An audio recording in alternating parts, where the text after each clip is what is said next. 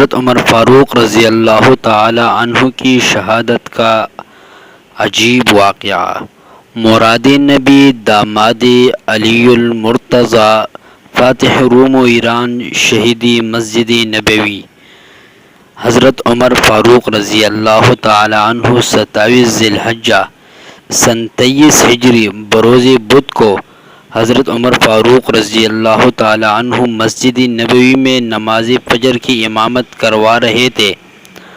نماز کے دوران ابو لولو فیروز نامی مجوسی غلام نے زہر آلود خنجر سے آپ کے جسم مبارک پر 3-4 وار کیے۔ حضرت عمر رضی اللہ تعالی عنہ زخمی ہو کر گر پڑے۔ حضرت عبد الرحمن بن عوف رضی اللہ تعالی عنہ نے نماز پڑھائی۔ بدبخت قاتل نے مسجد سے بھاگتے ہوئے تقریباً 13 مسلمانوں پر وار کیا، جن میں سے 7 شہید ہو گئے۔ آپ رضی اللہ تعالی عنہ کو بے ہوشی کی حالت میں گھر لایا گیا۔ ہوش آنے پر جب آپ کو بتایا گیا کہ حملہ آور مجوسی تھا تو آپ نے اس بات پر اللہ کا شکر ادا کیا کہ حملہ آور مسلمان نہ تھا۔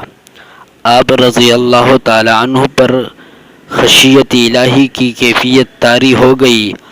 آپ نے اپنے بیٹے عبداللہ کو حکم دیا کہ میرا سر اپنی گود سے ہٹا کر زمین پر رکھ دو تاکہ اللہ تعالیٰ مجھ سے رحم و کرم والا معاملہ فرمائے۔